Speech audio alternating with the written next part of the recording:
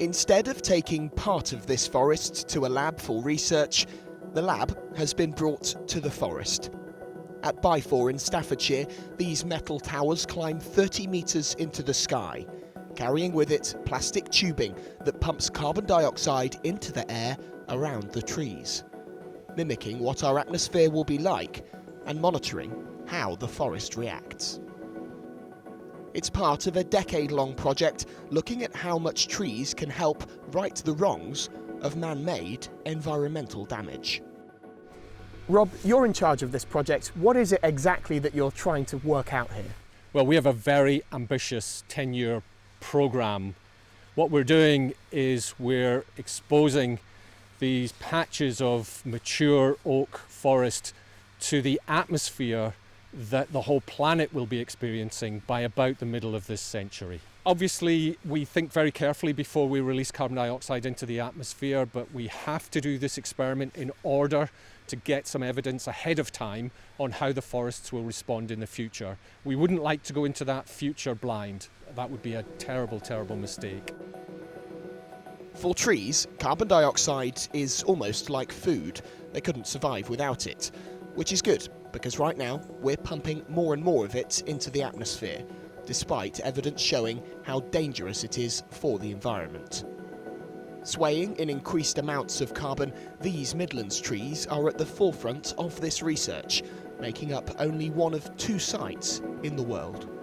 It's through hundreds of metres of black piping just like this that the CO2 is pumped into the forest. If I put my hand over this hole here, you can feel it being dispersed out towards the trees. Now, the concentration of CO2 here is at perfectly safe levels for humans, and it helps as well because we're out in the open air.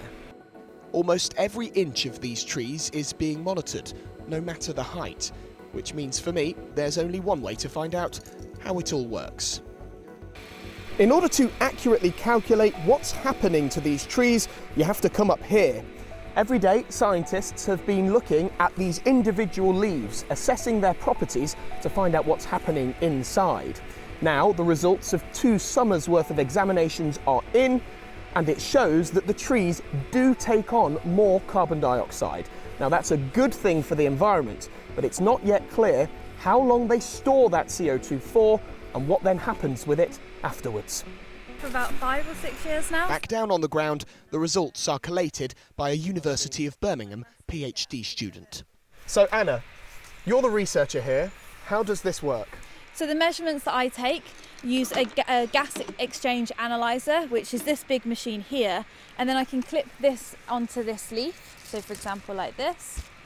And from this, what I measure is the carbon and water exchange between the atmosphere and the leaf itself. So this measures the exact carbon dioxide that's being taken up, and from this we can calculate the photosynthesis, which is the carbon uptake, as well as lots of other vital data such as the tree's water use. The hope is that these trees can store that additionally assimilated carbon, because then that helps us provide a way to mitigate against that increase in carbon dioxide. Rob, the COP26 summit is ongoing now. What do you hope will be achieved when it's over?